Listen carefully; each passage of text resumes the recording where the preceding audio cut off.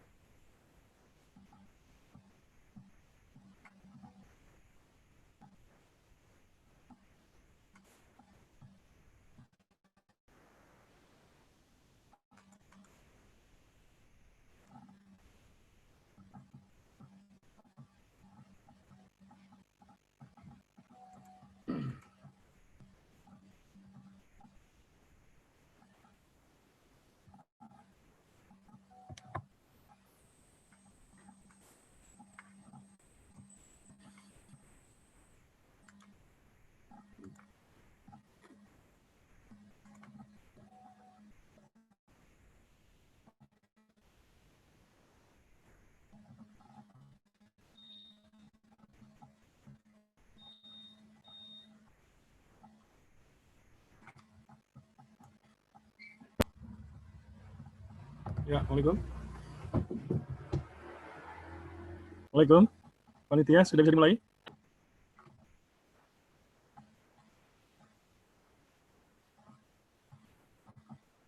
Assalamualaikum. Panitia, sudah bisa dimulai? Silakan Pak, langsung Pak. Oh, Ya. Saya nunggu tadi. Mau ya, langsung handle saja Pak, Dr. Insah. Ya. Sampai jam 9 Pak ya? Betul Pak. Oke, kasih Pak ya. Baik, bismillahirrahmanirrahim. Assalamualaikum warahmatullahi wabarakatuh. Selamat pagi semua. Apa kabar? Wajahnya ganteng-ganteng dan cantik-cantik ini. Ini ada yang di mobil masih ya, subhanallah ini. Semoga lancar perjalanannya ini.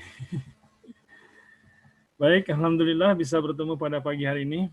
Saya bersyukur untuk kesekian kalinya bisa membersamai teman-teman mahasiswa baru Fakultas Kedokteran. Pertemuan hari ini bisa kita berbagi. Kemudian semoga juga Allah berkahi dan ridhoi, dan semoga semuanya sehat semua dan diberi kemudahan-kemudahan dalam menjalankan aktivitasnya. Ini semuanya di-mute semua nih ya. Oke.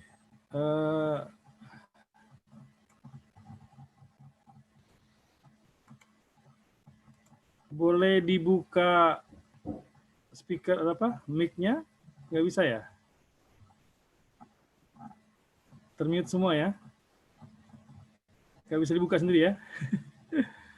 Oke. Baik.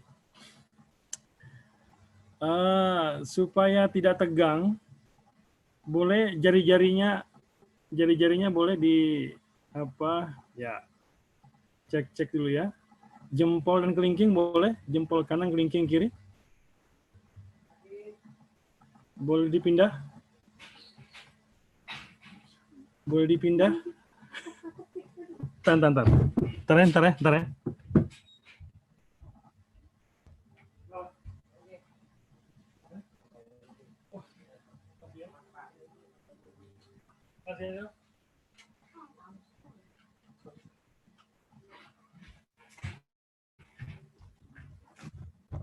Sebentar, ada gangguan. Baik, jari-jarinya boleh diulangi, jempol dan kelingking. Ya, pindah. Pindah, dua-duanya kelingking itu. Pindah. Pindah, oke. Boleh kepalanya dimiringkan ke kanan, ke kiri. Oke, bisa membuat angka 8. Baik, rekan-rekan sekalian, untuk menyapa saja, semoga saja bisa cair ya. Insya Allah 1 jam ke depan saya akan berbagi tentang karakter ya. Saya izin share dulu materi saya.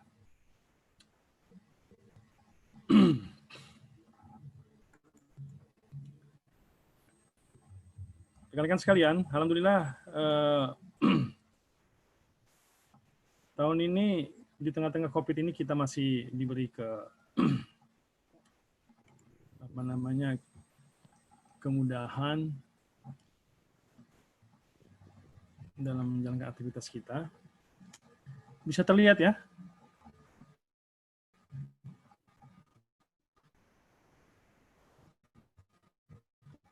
Kalau ada hal-hal yang mungkin tuh kurang terdengar, kurang jelas, atau slide-nya tidak kelihatan, bisa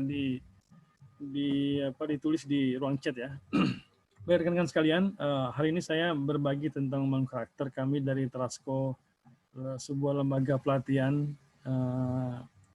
manajemen terapan yang banyak bergerak di bidang pengembangan diri, motivasi. Sehari-hari saya juga dosen di Unmul.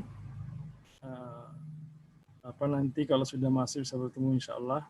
Kemudian juga di beberapa, selain di Trasco juga di beberapa yayasan.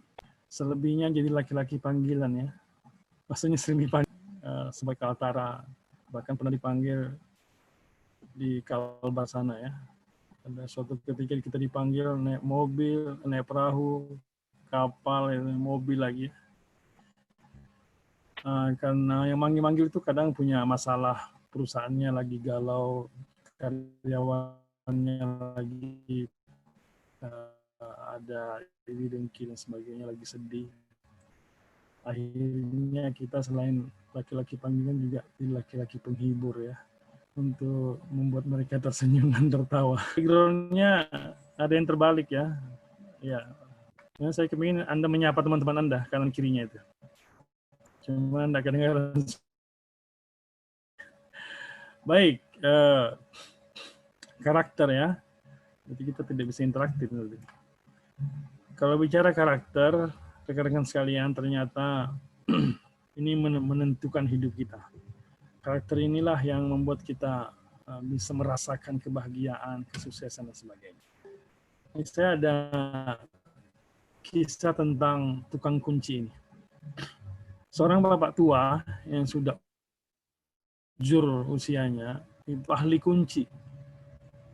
Sudah 80 tahun usianya. Dia kunci apa saja bisa dia buka. Pintu, lemari, mobil, dan sebagainya. Gembok berbagai bentuk dia bisa buka. Nah, karena sudah tua, sang kakek ini merasa tak lama lagi usianya. Akhirnya sayang kalau ilmunya tidak diwariskan kepada yang lain. Akhirnya dia mencari anak-anak membantunya di rumah, di kampung, untuk diwariskan ilmunya. Dicari-cari ketemu dua orang. Dua orang ini kemampuannya luar biasa, hampir sama. Dikasih kunci apa saja, gembok berbagai macam bentuk bisa dia buka, bisa diselesaikan dengan cepat. Namun sang kakek ingin menguji karakter, ingin menguji sikap adab dan sebagainya. Akhirnya sang dua orang pemuda ini diujilah. Nah, ini sana ada kamar, dua kamar, pintunya terkunci. Di dalamnya ada peti tergembok. Siapa yang paling cepat membukanya, dia dapat hadiah dari kakek. Warisan ilmu terakhir. Akhirnya hitungan ketiga berangkatlah mereka. Berlari mencoba secepat mungkin membuka pintu dan peti. Tidak lama kemudian, orang pertama datang. Kayak saya sudah selesai. Oh ya, bisa buka peti, ketemu peti. Ya, bisa buka gemboknya bisa. Isinya apa? Petinya? Isinya ada bungkusan kayak. Apa isinya? Permata yang indah. Kelihatannya berlian tuh, mahal harganya, menyilaukan dan sebagainya. Saya ngomong begitu, yang si B baru datang, orang kedua. Oh, kamu baru selesai kak? Iya, kayak bisa buka pintu bisa. Bisa buka petinya bisa. Isinya apa? Sang orang kedua terdiam. Isinya apa ya, kayak? Saya hanya buka gemboknya saja, kata. Saya nggak berani membuka isinya. Jadi saya tidak tahu, kayak katanya. Wah, sang kakek mulai tersenyum. Ketemu orang yang tepat mewariskan ilmunya itu, yaitu orang kedua. Ya, si A protes, kan saya lebih cepat, kayak. Kata dia, kata sang kakek, nah kita hanyalah tukang kunci saja. Tidak punya hak untuk membongkar-bongkar isinya. Punya orang lain. Kira-kira begitu. Anda bisa bayangkan kalau tukang kunci nggak jujur, dia bisa buka rumah orang semuanya dan sebagainya. Saya punya pengalaman di kampus dulu, ada yang tamu, lalu kuncinya tertinggal di dalam, terlock dia. Kita sudah pakai penggaris, mencoba membuka agak lama, itu sampai 1,5 jam. Dipanggil tukang kunci, itu 10 detik bisa dia buka. Subhanallah, luar biasa. Ahli di bidangnya. Nah, rekan-rekan, itulah kira-kira betapa sikap jujurnya tadi itu, sikap nggak mau mengambil punya orang, nggak mau mengerjakan sesuatu yang bukan perintah dan sebagainya. Dulu juga pernah ada kisah zaman-zaman sahabat Tabarak. Nanti Anda cari di Google, Mubarak, sang penjaga kebun. Mubarak ini diminta orang kaya, punya kebun luas, perlu penjaga kebun. Ketemulah Mubarak, orang kulit hitam dari Afrika, disuruh jaga kebunnya. Setelah sekian lama, 3 bulanan kira-kira, hampir setengah tahun dia menjaga, sang punya kebun datang bersama kawan-kawannya. Mubarak, ambilkan buah-buahan.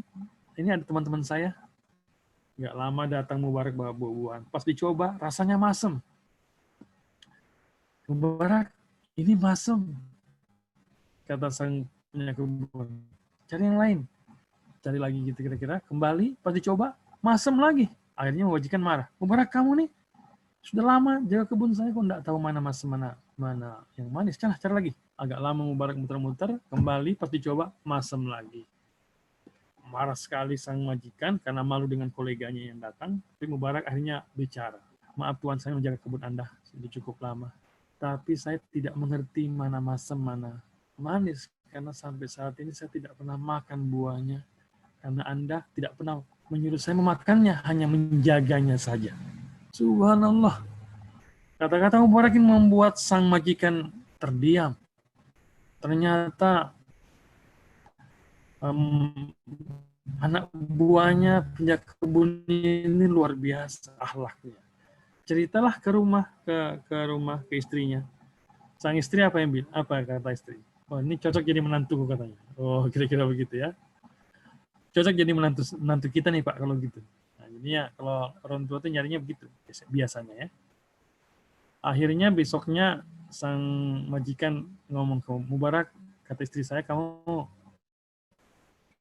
mau nggak menikah sama anak saya? Nah, Mubarak ini senyum-senyum malu ya, senyum-senyum mencurigakan gitu ya, senyum-senyum mau gitu ya, malu-malu. Karena terbayang orang kaya, kebunnya banyak, sudah tua lagi ya, ntar lagi mati, jadi pewaris nanti. Gimana Pak ya, kalau Bapak maksa katanya bisa aja Pak katanya. Tapi Mubarak anak saya ini tuli. Hah? Tuli Pak? Bisu juga? Bisu. Dan lumpuh. Wah, Mubarak terdiam, membayangkan gadis walaupun cantik mungkin, tapi kok buta, bisu, lumpuh, tuli itu gimana? Akhirnya Mubarak ini karena orang hanif, orang baik, dia memahami bahwa jodoh di tangan Tuhan. Iyalah Pak, dia terima. Akhirnya dinikahkanlah dia. Nah, dari pernikahan itu, dari kedua, waktu dia menikah, waktu dia mendatangi kamar istrinya, dia salam, Assalamualaikum. Waalaikumsalam. Terdengar suara dari sang Mubarak ini lari. Salah kamar nih Pak katanya. Oh betul, itu istri kamu. Bu, katanya bisu Pak. Ya bisu itu maksudnya tidak pernah jelek. Tuli tidak mendengarkan hal yang negatif. Lumpuh tidak kemana-mana. Tidak pernah dugem gitu ya. Akhirnya dari pernikahan itu lahir seorang anak, Abdullah bin Mubarak, ulama terkenal di Timur Tengah saat itu. Juga Abdullah bin Mubarak. Jadi dari pernikahan kedua orang soleh ini lahirlah seorang anak yang luar biasa. Tidak hanya membawa kepada duniawi dapat hadiah tadi, tapi juga mendapatkan akhirat berupa keturunan, berupa kehidupan dan sebagainya. Nah, rekan-rekan sekalian, ada riset yang ditulis waktu itu hasil penelitian dari Harvard University bahwa 85% kesuksesan itu ditentukan oleh sikap. Jadi hanya 5% oleh kemampuan intelektual. Dari pernyataan ini diteliti orang-orang sukses yang alumni 1000-an orang itu, diteliti ternyata rata-rata mereka yang sukses itu kesuksesan karena otaknya, kemampuan hanya 5%. Selebihnya karena sikapnya, karena karakternya, karena akhlaknya, ramah, jujur, semangat, dan gitu-gitu. Kemampuan misalnya ahli komputer itu hanya digunakan sebagai apalagi di pemimpin, di leader itu memanage manusia bukan robot ya. Itu kemampuan karakter itu dibutuhkan. Akhirnya kita bisa menyimpulkan bahwa sikap, attitude, karakter itu penting, lebih penting daripada kepandaian saja, keahlian atau keberuntungan. Karena sekalian mari mulai saat ini, mari kita cek diri kita. apakah kita ini punya karakter-karakter negatif atau karakter positif. Alhamdulillah kalau punya positif. Kebiasaan kita ini banyak yang negatif atau banyak positif. Kira-kira begitu ya. Nah, ini ada pernyataan Bung Karno.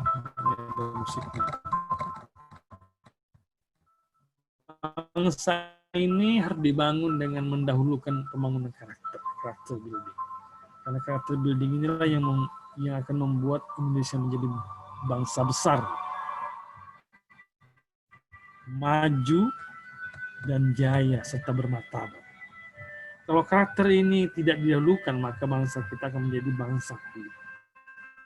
Rekan-rekan sekalian, pernyataan Soekarno ini kita rasakan saat ini. Kita ini karakternya Masya Allah. Masalah besar kita ini adalah masalah karakter. Masalah sikap, adab anak kepada orang tua, kepada gurunya, kepada rekan-rekan yang lebih tua dan sebagainya.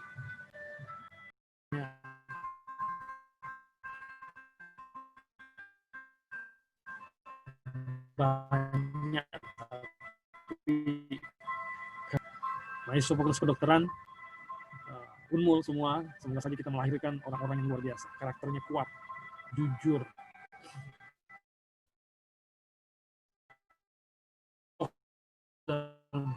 dirinya. Generasi yang luar biasa. Generasi tidak hanya pintar otaknya, tapi dia punya kemampuan berkomunikasi, kemampuan berpikir, kemampuan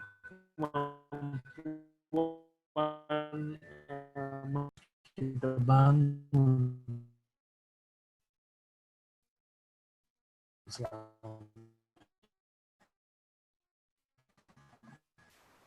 kebiasaan ini tidak bisa harus dilakukan. Makanya kebiasaan itu dari tindakan-tindakan yang kita kerjakan berulang-ulang. Jadi pagi walaupun begadang bangun. Tapi kalau nggak biasa,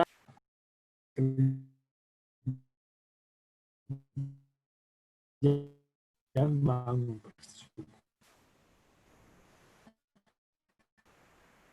Lama-lama lah karakternya, disiplin. Nah, itu kira-kira contohnya ya.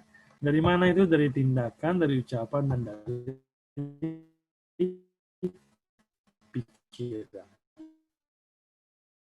Ya, itu pelatihan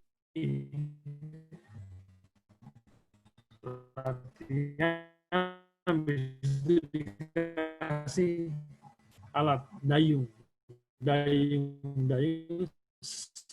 seorang dikasih stick pemukul gendang. Dia kaget loh, dapat stick saja katanya. Hanya dia nggak semangat. Temannya dapat dayung, dia dapat stick saja. Hanya waktu latihan, anak ada masalah. Ditanya, kenapa kamu kok nggak semangat? Kata dia, bagaimana saya semangat? Saya tidak berkontribusi langsung kepada kemenangan. Teman-teman saya dayung, saya cuma kayu saja, ini kan, pemukul gendang saja. Kata pelatih, ya, banyak di YouTube. Tambah satu, seorang anak nggak masuk di kepalanya. Berapa 2 tambah 1? Hanya dia tanya temannya. Oh, temannya 3. Oh, 3. Nah, oke rupanya. Rupanya dia begini itu ternyata oke ya, bukan 3. Salah persepsi. Ini masalahnya di sini. Satu lagi ya. Nih, Roberto Carlos pemain Brazil ini persahabatan pertandingan di bandara. Mohon maaf ada Pepsi-nya ini iklannya. Nah, itulah orang Jepang. Fansnya menyambut sang bintang ini dengan hormat itu. Waktu main bola di lapangan, tendangan bebas, kepalanya bermain. Gol, Jepang gol. Nah, input di bandara tadi teringat. Nah, kira-kira. Jadi kepala kita ini luar biasa menciptakan, bisa menyerap, bisa menyimpan, bisa mengeluarkan. Karenanya terawat ini, karena dari sana kita merubah cara kita berpikir, cara kita melihat sesuatu dan sebagainya. Baik, masih bangun semua? Jangan pada tidur ini ya. Ya silakan dinikmati dulu minumannya ya. Kue-kue yang sudah siap, nasi kuning mungkin yang belum dimakan, atau kalau saya mah sudah tadi pisang saja baru, udah sempat sarapan. Baik, itu kira-kira karakter itu. Jadi langkah-langkahnya dari pikiran kita. Pikirkan saat ini apa, mulai saat ini Anda berpikir, mulai pikirkan, Anda mau lulus tahun berapa? Tahun 2024. Wah, 4 tahun berarti. Mulai pikirkan. Selama kuliah saya harus dapat apa saja. Saya ini harus menghilangkan karakter apa saja yang jelek-jelek ini. Saya harus mampu apa? Mungkin kemampuan bahasa kah, kemampuan bicara kah yang mensupport kesuksesan kita. Tidak hanya ilmu kedokterannya. Karena nanti Anda bisa jadi pemimpin, misalnya kepala rumah sakit, kepala dinas kesehatan, bahkan jadi menteri dan sebagainya ya. Maka kemampuan berpikir ini perlu dilatih thinking ya. Pikir-pikiran kita ini menentukan nanti ucapan-ucapan kita. Jadi kan pikirkan, saya mau lulus 2024. Ucapkan itu 2024. Saya harus lulus. Saya harus bisa bicara, bisa bahasa, berkomunikasi dengan baik. Punya kemampuan apa saja yang kita butuhkan untuk mensuksesi. Ucapkan dan dikerjakan. Apa yang kita pikirkan kita kerjakan. Mulai pelan-pelan melangkah demi langkah. Kalau misalnya ingin menguasai sesuatu bidang, mulailah yang itu, mencari literaturnya, membacanya dan sebagainya. Saya pikir karena tindakan itulah membuat kita ahli. Anda nanti misalnya kedokteran ya, Anda ahli di bidangnya pasti. Kenapa? Karena setiap hari bertemu dengan bidang itu. Kecuali mereka yang malas-malas ya, atau mereka mungkin masuk kanan keluar kiri gitu, atau mentul misalnya. Saya yakin itu. Ada seseorang yang tiap hari baca buku tentang pisang 1 jam sehari. Pisangnya dibacanya, mulai dari cara menanamnya, jenis-jenis pisang, bagaimana membuat dia ini sebagainya gitu, buat sanggar sebagainya, buat kuenya. Tahun depan ahli pisang, selama 1 tahun baca buku pisang. Nah itu contohnya tindakan. Jadi kebiasaan, muncullah kebiasaan. Ini kira-kira langkah-langkahnya. Rekan sekalian, mulai saat ini temukan potensi Anda, petakan itu, pikirkan supaya hidup kita nanti cerah ke depan. Karena masa depan itu nggak bisa kita tentukan. Yang bisa kita kerjakan apa? Membuat perencanaan, berimajinasi, bercita-cita, membuat berbagai alternatif-alternatif, dan banyak-banyak berdoa. Itulah yang bisa kita kerjakan.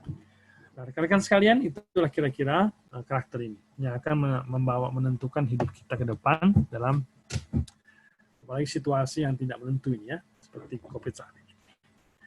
Nah, menurut saya salah satu karakter yang harus Anda miliki saat ini adalah mandiri.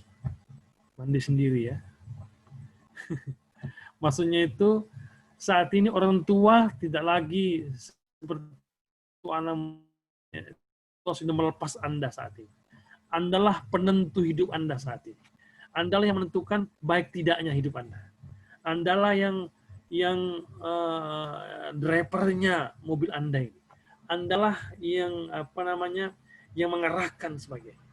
Orang apalagi nanti kalau sudah terpisah, ini masih di rumah mungkin ya, nanti kalau sudah ke Samarinda, jauh dari orang tua tidak pernah ketemu lagi, paling awalnya setiap hari WA, habis lama-lama sebulan nggak komunikasi ya, karena sudah sibuk sendiri. Nah, oleh karena itu Anda harus menyiapkan diri Anda. Pikirkan apa yang Anda miliki supaya Anda bisa bertahan dari berbagai cobaan-cobaan, berbagai masalah-masalah. Masalah pasti kita akan hadapi, karena dia seperti sebuah pohon, semakin tinggi pohon, semakin banyak angin yang meniupnya. Makanya kemungkinan tumbang juga semakin besar. Makanya kita bertemu pohon-pohon besar yang tumbang, bukan pohon-pohon kecil. Itulah tabiat. Itu risiko usia. Semakin tua kita, semakin tinggi ilmu kita, semakin kaya, semakin kita, semakin godaan. Maka kemungkinan roboh, makin tumbang, semakin besar juga. Oleh karena kuatkan hanya mereka kuat sajalah, karakter kuat saja yang mampu bertahan seperti sebuah pohon, akarnya itulah yang menentukan kuat tidak. Dan itu dia mandiri. Kenapa kuat akarnya? Karena dia mencari air. Air nggak ada, dia cari-cari sampai dia akarnya menyebar.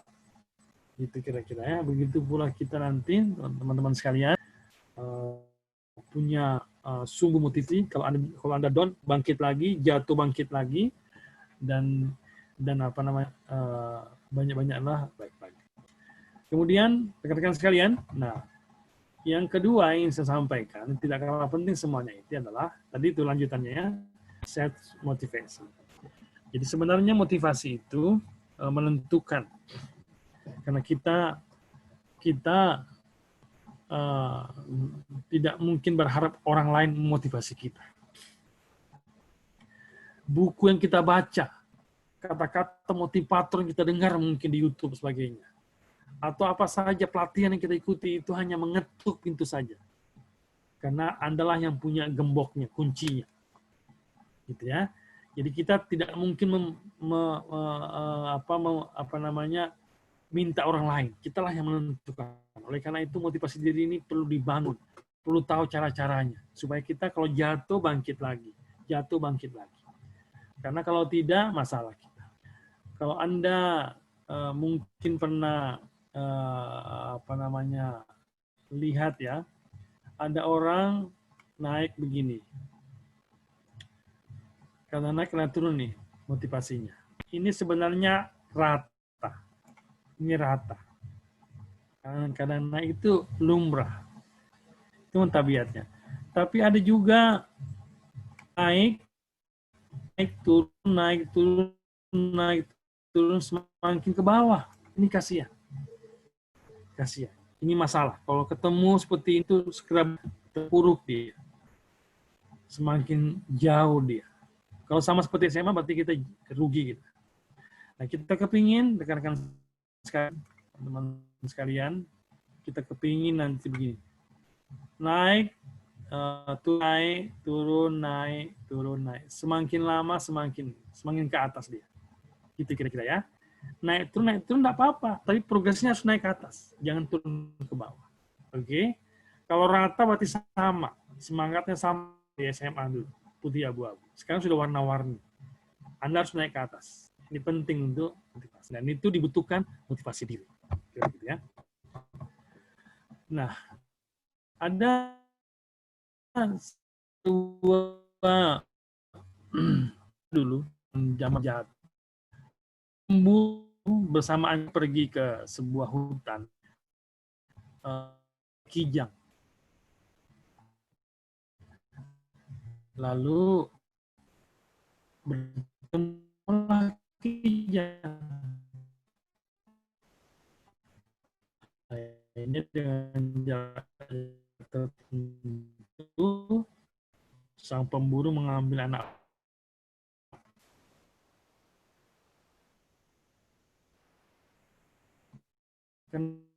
kijang, darah, badannya gemuk, ternyata sedang hamil, masih kuat berlari.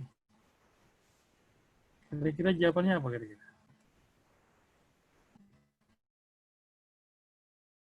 Tidak bisa ngomong ya. Diketik di chat bisa. Kenapa kira-kira kijang masih kuat berlari? Ya, saya tunggu 1 menit. Apa kira-kira? Ayo. Iya, tapi. Udah ada? Ya? Nggak ada? Kalau ngetik juga nggak bisa ya? Oh, kan Anda nih. Sudah nggak bisa ngomong. Baik. Ternyata apa? Penasaran ya? Kenapa sih gue? Jadi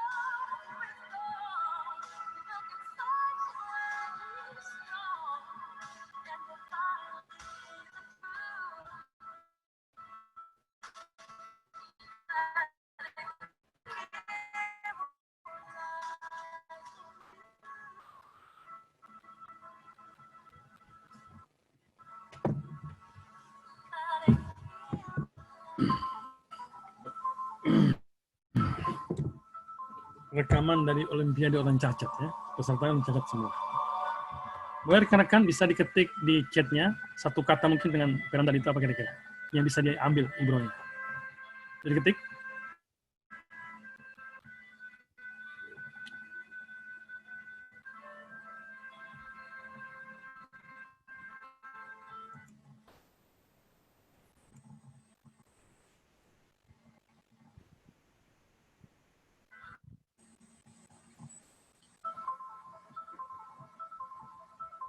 Oke.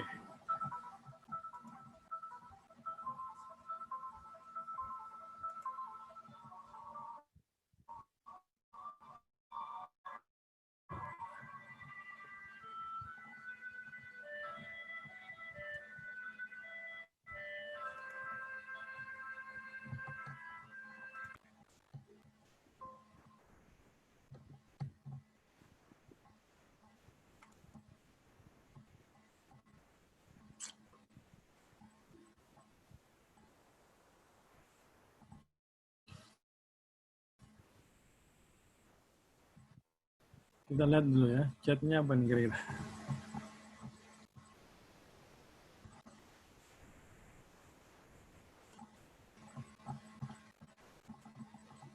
Lanjut aja ya. Baik, rekan-rekan sekalian. Tadi itu mereka menunjukkan betapa karakter tidak gampang menyerah, mandiri, semangat, dirinya itu luar biasa. Lihat senyumannya, mereka seperti tak nampak penderitaan, sekalipun tubuhnya nggak utuh, sekalipun tubuhnya seperti yang lain. Nah, rekan-rekan sekalian, saya melihat kita akan bisa melewati berbagai rintangan-rintangan kalau kita mampu menjaga semangat kita, mood kita ya.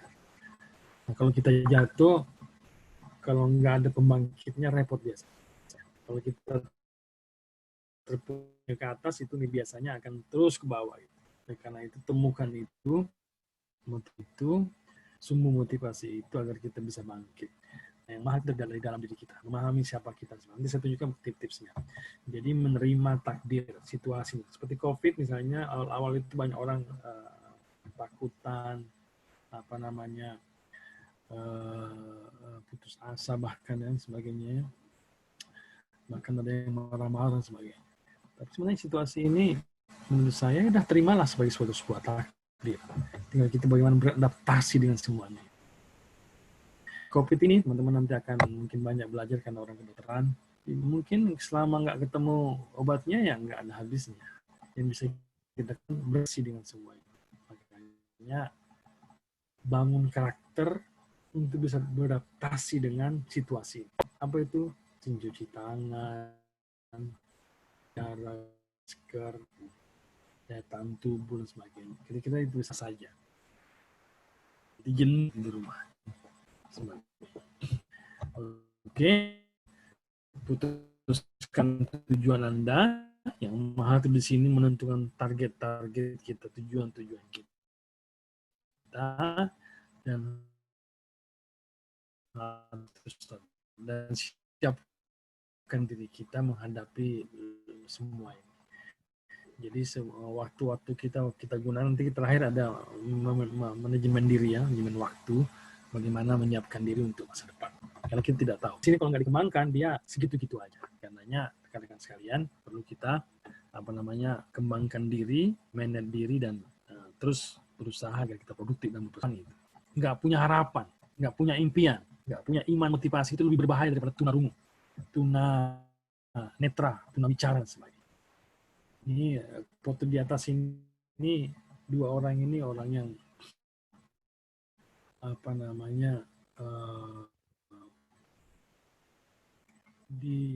ditakdirkan tidak punya tangan dan kaki. Tapi dua orang ini legend ya, dikenal dia. Bahkan orang kaya, kasih motivator. Ini Hirotado Ototake, orang Jepang ini Pacific ya. Orang Australia kalau tidak salah. Nah, senyum-senyumnya ini luar biasa. Tapi mereka punya impian sehingga bisa melampaui orang yang sempurna tubuhnya. Impianlah yang membuat dia senyumnya semeringah. Impianlah, motivasilah, harapanlah yang membuat dia bangkit dari keterpurukan. Impianlah yang membuat dia bersemangat, bahkan memberi banyak orang. Saya bertemu dengan seorang di dekat di rumah saya, itu tukang sampah. Dia tangannya kecil, pen kecil. Angkut sampah 4 RT. Dari jam 2 siang sampai jam 10 malam. Sampah-sampah dikumpul, dibawa ke rumah, dipilah-pilah. Yang bisa dijual, dipisahkan, ya sebuah. Apa yang terjadi? Dan itu dia dapat 2 juta rupiah dari penjualan itu, ditambah iuran 4 RT untuk penyampah. Jadi dapatnya itu 5 juta. Dia bisa menghidupkan adik-adiknya sampai kuliah saat ini. Namanya jam hari kalau tidak salah. Saya pernah ajak dia ke kampus memotivasi anak-anak mahasiswa. Rekan-rekan sekalian, ini kita boleh mungkin kehilangan saja, tapi harapan, impian nggak boleh hilang. Kira-kira begitu. Karena itulah yang bisa kita membuat kita meraih semuanya. Oke, kemudian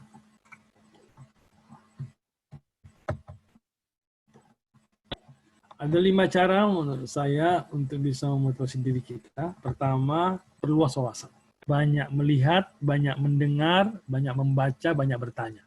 Semakin luas wawasan ini mampu memicu motivasi kita. Karena saat ada masalah kita ketemu caranya ini semua. Wawasan ini termasuk juga melihat orang-orang di bawah kita seperti dalam tadi itu. Yang secara secara fisik, secara ini di bawah kita. Lihat banyak. Baca buku-buku biografi tokoh-tokoh sukses, orang-orang kaya dan sebagainya. Itu bisa memperluas wawasan supaya kita punya. Oke. Yang kedua, slogan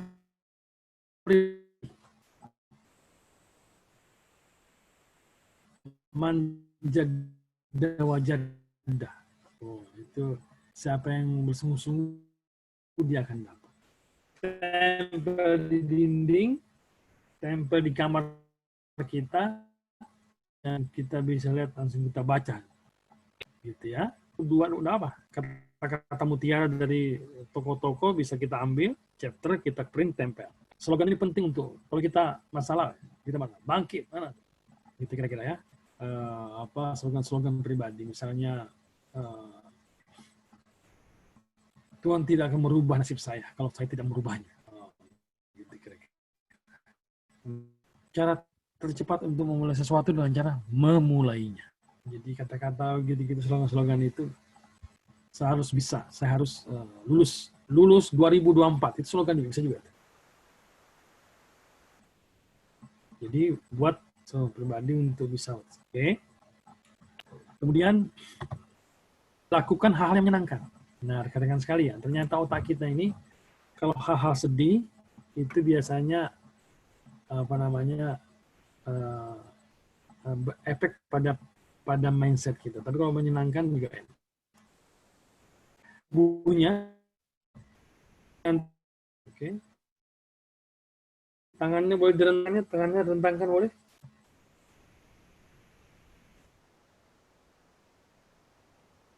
Nggak sedikit. Bayangkan kesedihan. Saya turunkan tangannya, tundukkan kepalanya, pejamkan matanya. Bayangkan kesedihan. Cepat biasanya. Jadi ternyata ekspresi kita ini, bahasa tubuh kita juga memberi efek pada pikiran kita. Termasuk juga hal-hal yang kita kerjakan. Kalau menyenangkan biasanya oh ya, sedih-sedih. Gitu ya. Oke. Semangat. Ya, yang belum nggak bisa nyapa ya, nggak bisa nyapa temannya ya, samping itu ya. Tadi yang di mobil sudah sampai belum tuh? Sekian nanti, hati-hati ya. Oke, yang keempat sekarang buat rencana. Ada kaidah mengatakan kalau Anda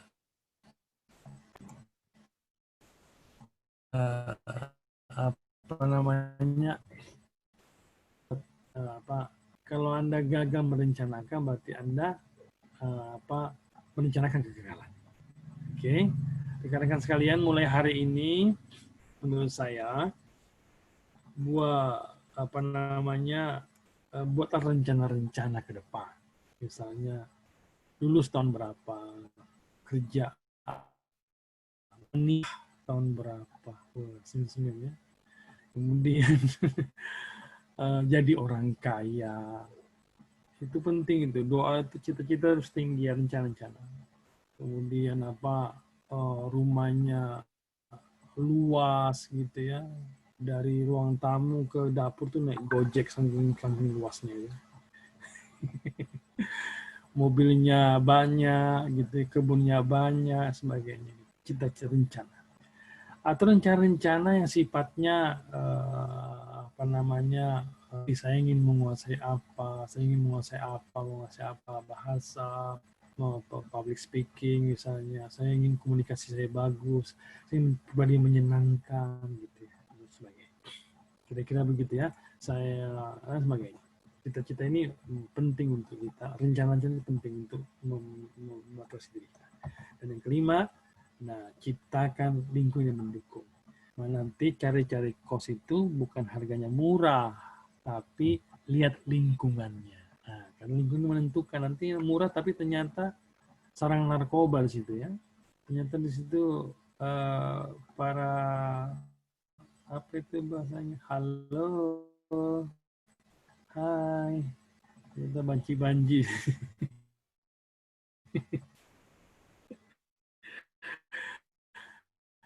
Jadi lingkungan, ciptakan lingkungan. Nah, situasi seperti ini Anda sudah mulai kuliah, tapi di rumah buat lingkungan. Lingkungan itu seperti contoh kalau saya ini layarnya supaya cahaya ini. Saya buat mini studio karena kalau saya ngajar saya berpakaian rapi, sebelum mandi, gosok gigi gitu. Walaupun di rumah nggak tercium ya, tapi secara lingkungan, secara semangat tidak mendukung. Kira-kira begitu.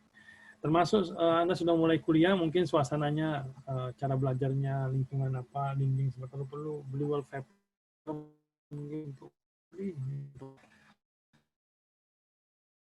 lain sebagainya ya.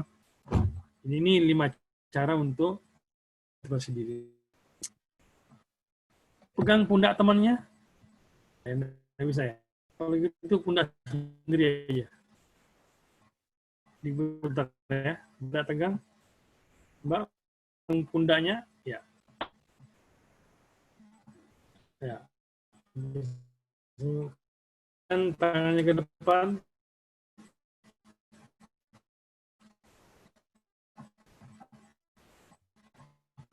supaya lihat. Oke, lanjut ya. Nah, ya boleh Mbak jempolnya boleh jempolnya